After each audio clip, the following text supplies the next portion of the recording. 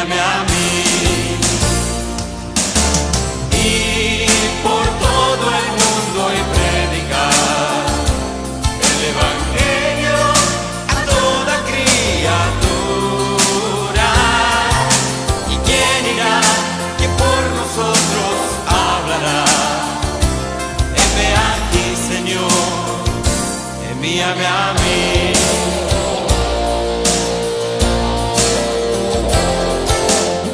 El día de hoy vamos a estar compartiendo entonces la palabra de Hechos una vez más y vamos a retomar desde el capítulo 8. Los versículos que vamos a estar viendo el día de hoy son los del 1 hasta el 4. Capítulo 8, versículos del 1 hasta el 4, y por eso quiero invitarlos a que podamos leer este pasaje el día de hoy alternativamente.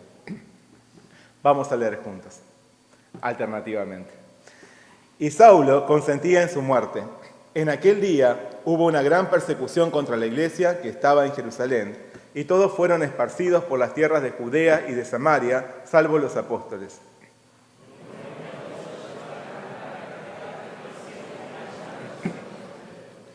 Y Saulo asolaba a la iglesia, y entrando casa por casa, arrastraba a hombres y a mujeres y los entregaba en la cárcel.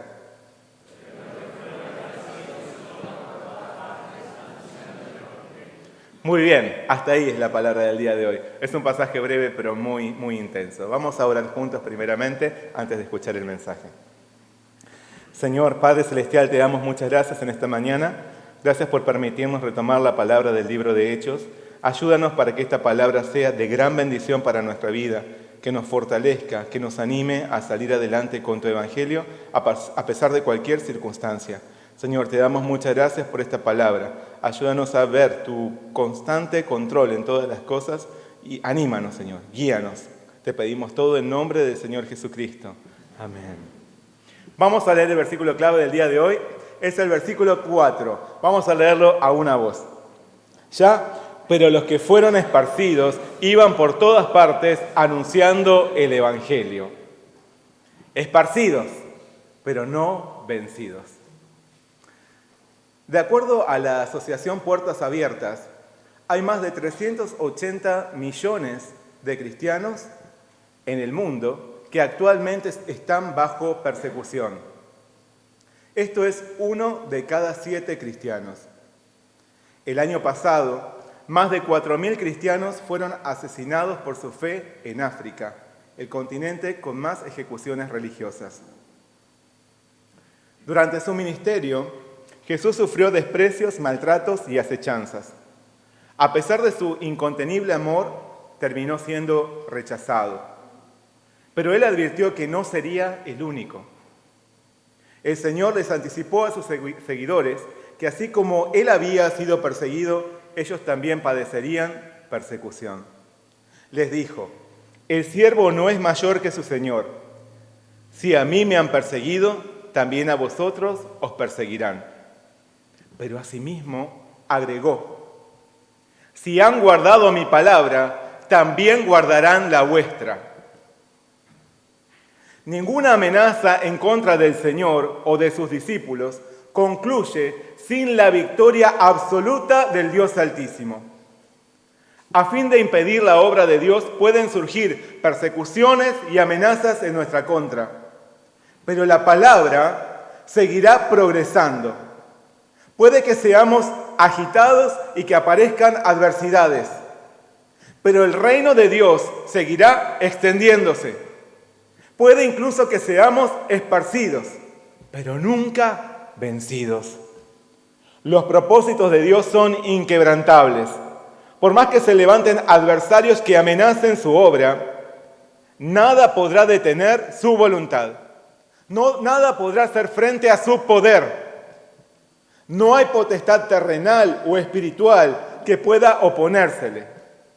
David exhibió el gran poderío de Dios al decir: ¿por qué las naciones se sublevan y los pueblos urden planes sin sentido? Los reyes de la tierra se le rebelan, los príncipes conspiran juntos contra el Señor y su ungido. El que habita en el cielo se ríe, el Señor se burla de ellos. Aunque haya quienes se opongan al avance de su obra, Dios siempre se mantiene en control de todo. Sus designios prevalecen. El Señor siempre triunfa y nosotros, sus hijos, triunfamos con Él. Amén. Puede que atravesemos problemas y tribulaciones, adversidades y oposición. Puede que seamos esparcidos, pero jamás vencidos. Esparcidos, pero no vencidos. Amén. La iglesia de Jerusalén nació a partir de la venida del Espíritu Santo sobre los creyentes el día de Pentecostés. En un principio, todo el pueblo oía de buena gana a los apóstoles, maravillándose por sus milagros. Y Dios iba aumentando a los que eran salvos. Sin embargo, el crecimiento numérico de cristianos provocó los celos de los religiosos judíos que comenzaron a buscar la forma de exterminarlos. Aún así, temían al pueblo que los apoyaba. Finalmente, procurando desacreditar a los seguidores de Cristo, unos judíos provenientes de distintas sinagogas se unieron para acusar falsamente a uno de ellos. Culparon de blasfemia contra la ley y contra el templo al diácono Esteban, varón lleno de fe y del Espíritu Santo, un judío de raíces griegas al que no podían rebatir con ninguna clase de argumentos. Siendo presentado ante el concilio para ser juzgado, este hermano terminó por dar una clase magistral sobre la autenticidad del Evangelio de Jesús al exponer sus defensas. Y además, con sus palabras, pasó de ser acusado a acusar a sus difamadores por traicionar y ser los causantes del homicidio del Hijo de Dios.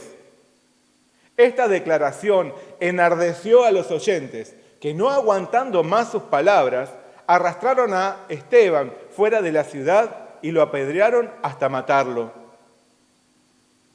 Al hablar de esta injusta ejecución, el relato introduce a un personaje que iba a tener un papel preponderante en la historia de la iglesia. Pero aquí, lejos de colaborar en la expansión del Evangelio, se lo describe participando del asesinato de Esteban. Lucas señala que los testigos pusieron sus ropas a los pies de un joven que se llamaba Saulo. Este Saulo no es otro que aquel que años más tarde se convertiría en el apóstol Pablo, un fiel siervo del Señor. Pero aquí, cuando Esteban murió, Saulo solo era un joven religioso que cuidó la vestimenta de los judíos desaforados, que se quitaban sus prendas para estar más cómodos al arremeter contra el justo Esteban. La presencia de Saulo fue pasiva en ese momento.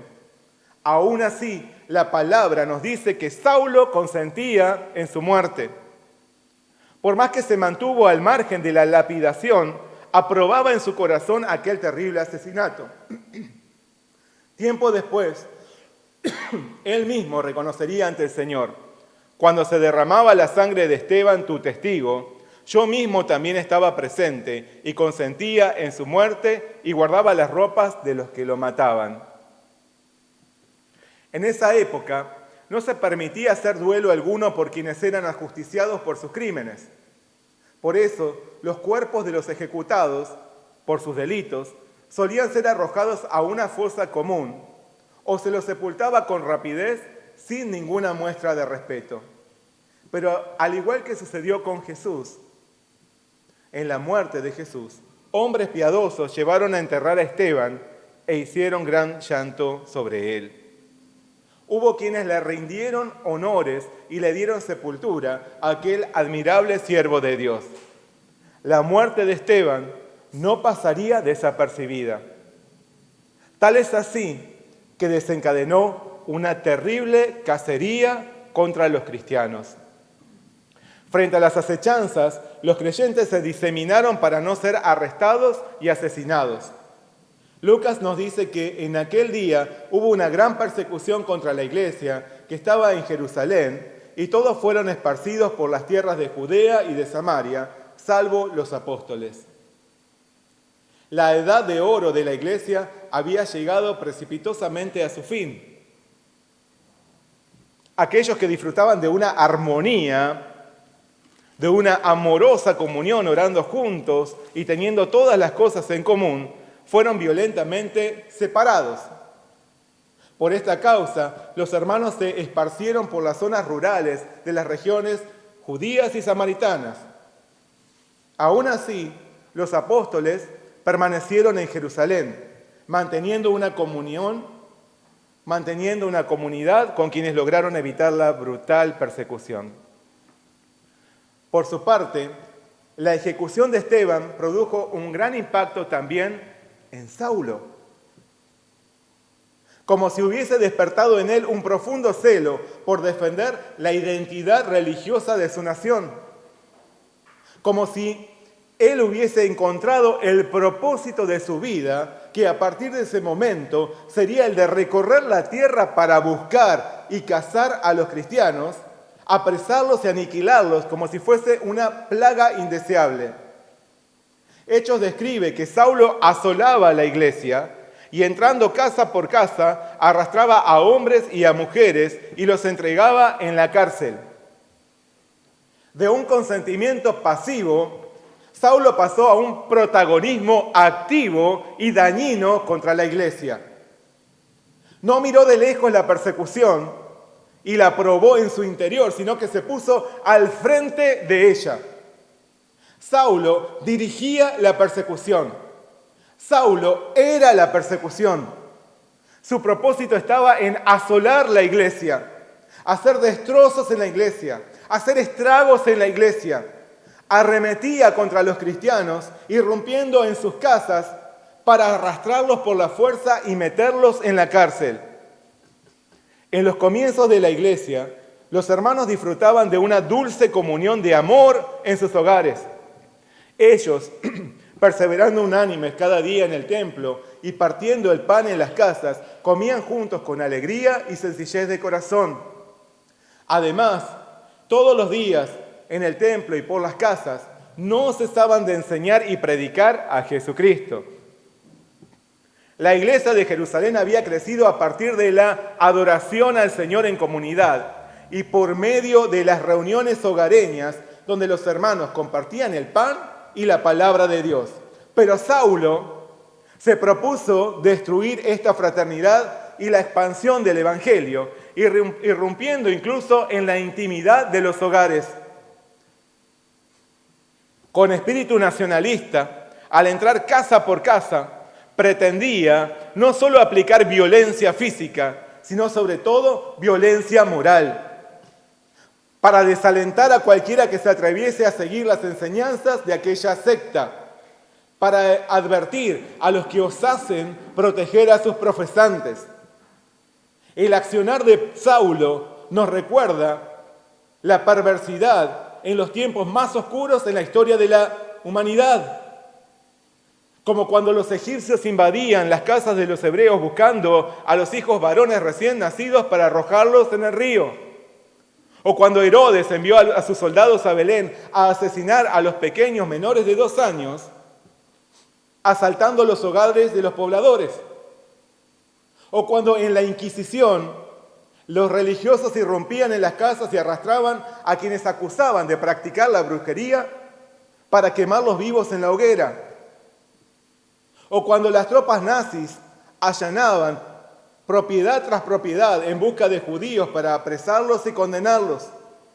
O cuando en la dictadura militar argentina los servicios nacionales irrumpían en las casas para llevarse detenidos a quienes consideraban una amenaza para el régimen. Saulo asolaba a la iglesia. Saulo asolaba a la iglesia. Entrando casa por casa, arrastraba tanto a hombres como a mujeres y los metía en la cárcel. Pero, ¿quién era este personaje? ¿Quién era aquel hombre desalmado que atentaba contra el pueblo de Dios? ¿De dónde había salido? ¿Por qué perseguía a los cristianos con tanta vehemencia y violencia? Llamativamente, él era reconocido y respetado en su sociedad, como él mismo se definió años más tarde. Era un hombre circuncidado al 8º día, del linaje de Israel, de la tribu de Benjamín, hebreo de hebreos. En cuanto a la ley, fariseo. En cuanto a celo, perseguidor de la iglesia. En cuanto a la justicia, que es en la ley, irreprensible. En su currículum, Saulo tenía condiciones que lo hacían sobresaliente en comparación con cualquier otro. Desde su nacimiento contaba con cualidades únicas. Había sido rigurosamente circuncidado al 8º día, como marcaba la ley. Pertenecía al pueblo de Israel sin impureza de mezcla racial alguna. Procedía de la respetable tribu de Benjamín, la única junto a Judá que participó en la restauración de Israel después de la deportación. Era innegablemente hebreo, hebreo con todas las letras, hebreo de hebreos. Pero Saulo no solo contaba con destacadas condiciones innatas, él mismo había optado por ser un apasionado practicante de la religión. Era fariseo al igual que su padre. Es decir, que era uno de los más distinguidos líderes religiosos de la época, consagrado a resguardar las enseñanzas de los antepasados. Era un amante de la religión judía. Ese es el que asolaba la iglesia casa por casa. Toda su vida había sido impecable en cuanto a su compromiso y observancia de la ley. Creía fervientemente que cualquier ideología que atentase contra su creencia estaba declarándole la guerra al Dios de Israel. Su celo por defender la identidad nacional lo impulsó a enfrentar y exterminar a los cristianos porque los veía como una vil amenaza. Era un religioso, pero era un opositor a la iglesia. Por eso, por cómo lo definía su pasado, no podía ser otra cosa que volverse un perseguidor de la iglesia. La misma imagen que había construido de sí mismo lo volvía presa de su destino, que no podía ni quería evitar. Pero paradójicamente, su celo por la religión lo convirtió en el más despreciable enemigo del Dios Santo, porque desconocía los planes del Señor y sobre todo ignoraba el carácter de amor del Dios al que decía adorar. No sabía que por su amor incontenible, el Padre Celestial había dado a su único Hijo a morir sobre una cruz para la salvación de la humanidad. Pero por su ignorancia y su amor a la religión más que al Señor, Saulo se volvió un cruel verdugo que enviaba a la cárcel y al martirio a los hijos de Dios. Se había vuelto parte de la contradictoria hipocresía que embargaba a los líderes religiosos de la época. Aquel fariseo que afirmaba servir al Dios que lo dio todo por amor, odiaba a sus almas. Y no solo las aborrecía, sino que salía a cazarlas para matarlas. ¡Cuánta contradicción! ¿Cuánto nos indigna escuchar algo así? Pero tristemente, cuando quitamos la mirada del amor con el que nos amó nuestro Señor y nos apegamos más a nuestros propios pensamientos rigurosos, religiosos y legalistas, al igual que Saulo, también podemos caer en la contradicción y la hipocresía. Tal como él, podemos volvernos desalmados cazadores de almas en lugar de pastorearlas con amor. Religiosos sí, pero inhumanos, desalmados. ¿Cuándo? Cuando salimos a criticar a los otros por sus debilidades o luchas. Cuando prejuzgamos o maltratamos al que necesita recibir nuestro amor. Cuando nos irritamos y enojamos contra nuestro hermano. Si actuamos así, no hay diferencias entre nosotros y Saulo, el Saulo perseguidor. Jesús nos dice: ustedes han oído que se dijo a sus antepasados, no mates. También se les dijo que todo el que mate quedará sujeto al juicio del tribunal. Pero yo digo que todo el que se enoje con su hermano quedará sujeto al juicio del tribunal. Es más, cualquiera que insulte a su hermano quedará sujeto al juicio del consejo. Y cualquiera que le diga insensato quedará sujeto al fuego del infierno. ¡Cuánta contradicción en Saulo! ¡Cuánta hipocresía! Si somos religiosos, rigurosos, legalistas, no hay diferencias con él. Fuimos llamados a amar y traer vida, no a perseguir y dar muerte, ya sea con nuestras palabras o actos. Haya en nosotros pasión por practicar el amor antes que pasión por defender una doctrina humana o una identidad terrenal. Antes que construirnos una apariencia ante la gente, reine en nosotros la imagen de nuestro Salvador Jesús, el cual se dio a sí mismo por amor. No seamos hallados enemigos de Dios por llevar una vida religiosa en la que el Señor está ausente. Recordemos que como hijos de Dios, nuestra principal identidad y emblema no es la religión, sino el amor. Amén. Aparentemente, la muerte de Esteban atrajo fracaso y maldición sobre la iglesia. Al parecer, Saulo estaba logrando su cometido de exterminar a los cristianos y frenar el avance del evangelio. Sin embargo, ¿qué fue lo que sucedió a raíz de la persecución? La palabra dice que los que fueron esparcidos iban por todas partes anunciando el evangelio. Los judíos comandados por Saulo quisieron desbaratar la obra de Dios, pero el Señor no puede ser vencido. Así que la persecución no hizo más que favorecer la propagación del mensaje de la salvación de Jesús. Aquella cruenta cacería se convirtió en una extraordinaria bendición, porque los hermanos no permanecían callados allí donde llegaban. Por el contrario, compartían su fe en Jesús. Así, los creyentes manifestaron que podían ser esparcidos, pero no vencidos. A decir verdad, ante tan dolorosa realidad, los hermanos podrían haberse concentrado más en resguardar sus vidas y las vidas de sus seres queridos. Pero ellos no se encerraron en sí mismos. No se dejaron ganar por el miedo.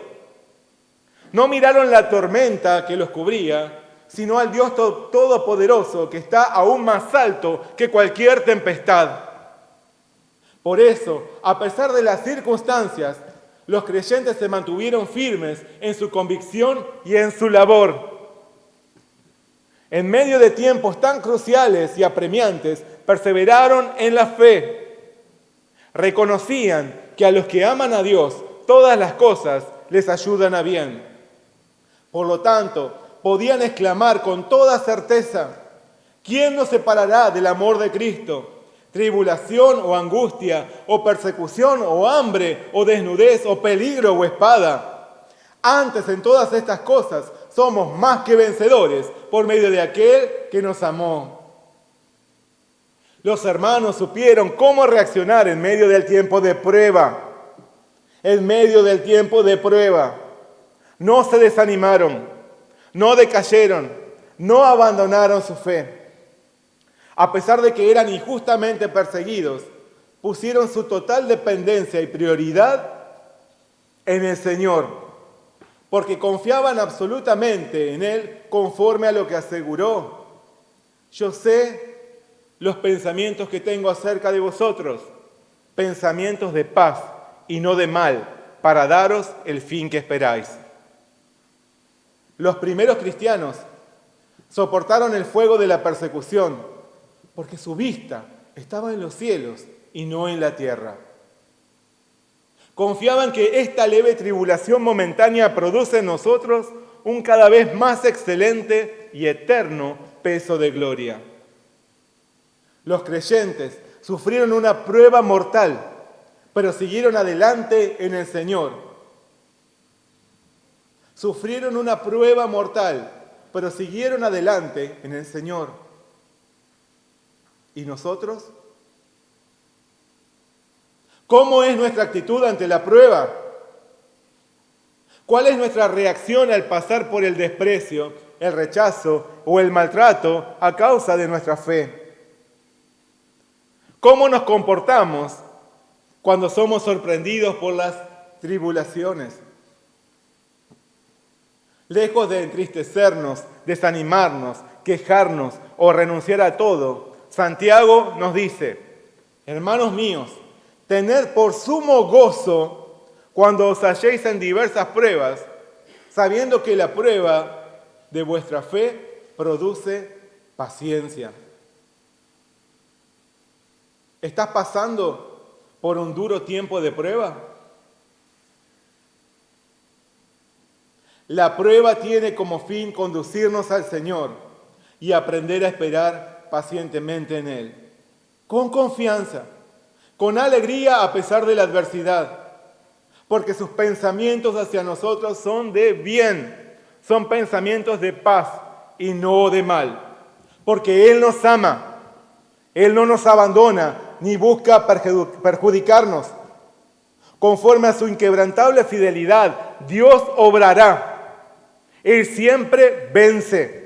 Sus propósitos no pueden ser desarticulados. Así que cuando somos asolados por las pruebas, en lugar de ahogarnos en lágrimas o encerrarnos en nosotros mismos, debemos esperar activamente en el Señor. Debemos consagrarnos a Él en vez de apartarnos de su presencia, tal como lo hicieron aquellos hermanos de Jerusalén que fueron perseguidos. En el Señor podemos ser esparcidos, pero no vencidos. Amén. Podríamos pensar que la valerosa reacción de los esparcidos provenía de su fuerza de voluntad. No obstante, esto no fue así. Su actitud positiva frente a la oposición no era una mera historia de superación.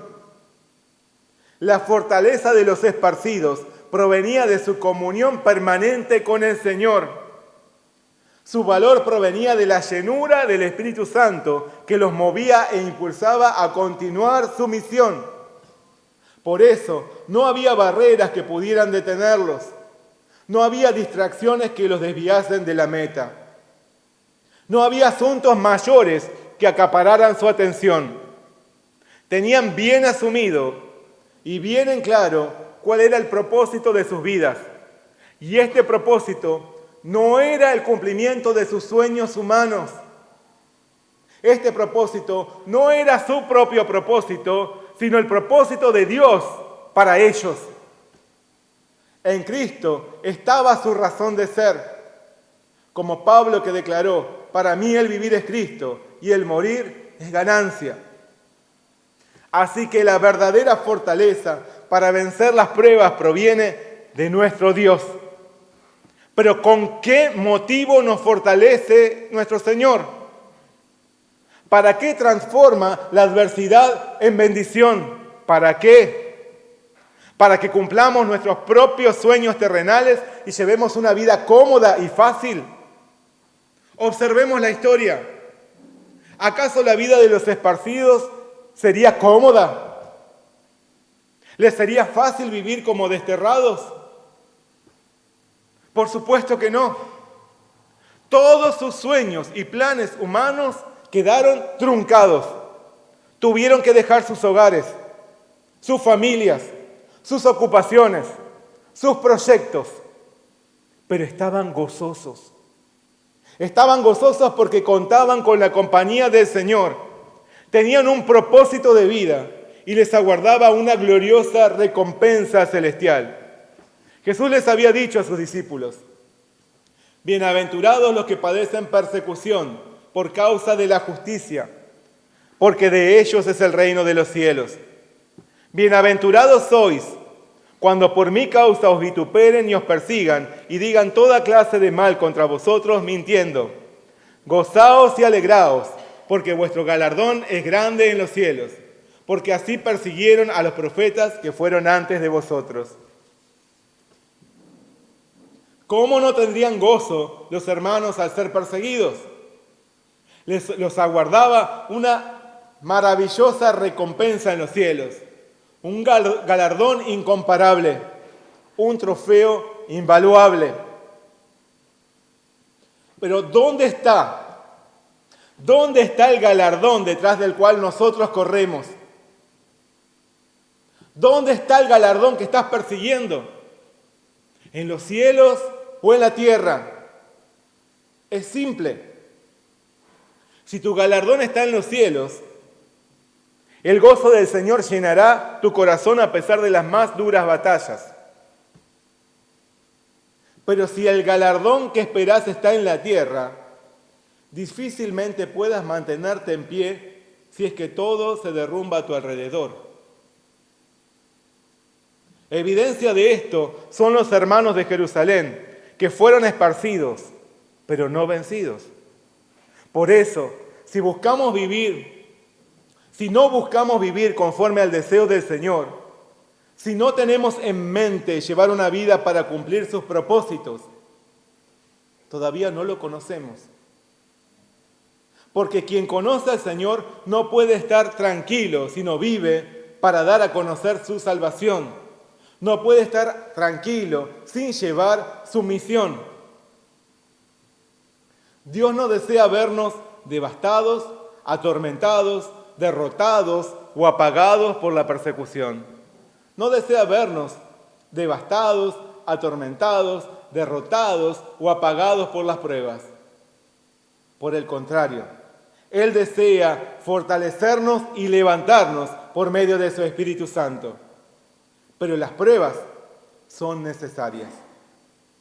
Pedro nos enseña que podemos ser afligidos en diversas pruebas para que sometida a prueba nuestra fe mucho más preciosa que el oro, el cual, aunque perecedero se prueba con fuego, sea hallada en alabanza, gloria y honra cuando sea manifestado Jesucristo. ¿Estás atravesando una situación muy dura?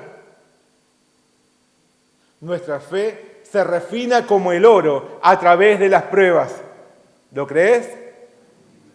Las pruebas nos ayudan a crecer y ser formados para ser parte útil y activa en la obra de Dios, como sucedió con los hermanos esparcidos por la persecución.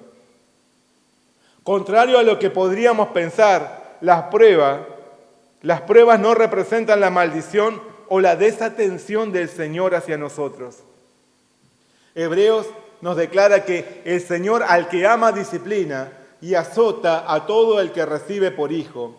Si soportáis la disciplina, Dios os trata como a hijos, porque ¿qué hijo es aquel a quien el Padre no disciplina?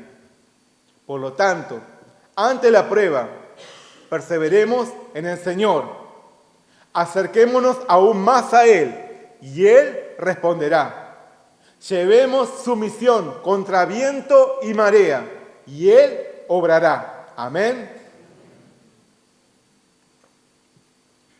Jesús anticipó que en el fin de este mundo habrá persecuciones y tribulaciones contra sus discípulos. De hecho, aunque no nos toque vivirlo ahora, ya hay cristianos diariamente, duramente perseguidos y asesinados en diversos países. Aún así, por más que se levanten los enemigos más poderosos, cualquier intento por destruir la iglesia de Cristo nunca funcionará. No resultará, no prosperará. El Señor siempre triunfa. Podrán venir adversidades, podrán venir persecuciones, podrán venir problemas inesperados, dolorosos o complejos, podrán venir miles de pruebas, pero el Señor no puede ser vencido.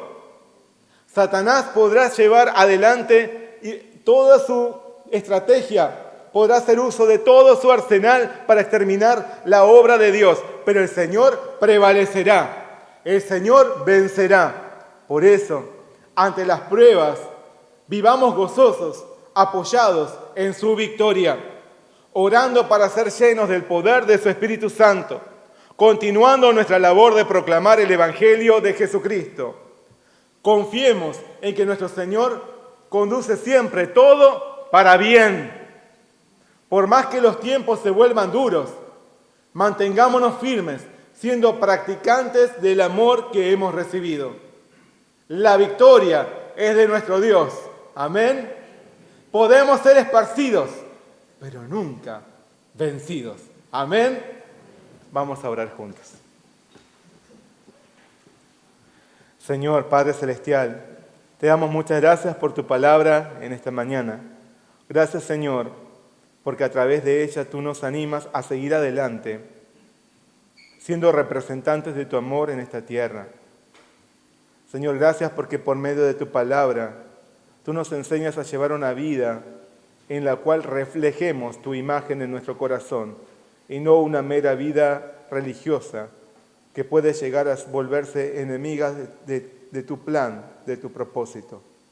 Gracias, Señor, porque por medio de tu palabra tú nos ayudas a poner nuestros ojos en ti en medio de cualquier adversidad, en medio de cualquier circunstancia dura que nos toque atravesar.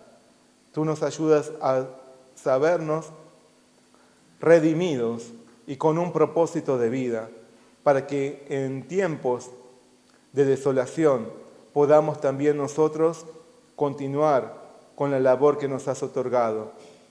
Esta misión que nos diste, tan hermosa, tan especial, esta misión en la cual podemos reflejar tu amor, prevalezca en nosotros a pesar de que seamos esparcidos, porque sabemos que en ti nunca seremos vencidos. Tú siempre triunfas. Señor, ayúdanos en la prueba, ayúdanos a poner nuestros ojos en ti y a seguir adelante con la labor que nos asignaste. Te damos gracias por todo. Pedimos todo en nombre de nuestro Señor Jesucristo. Amén. Envíame a mí.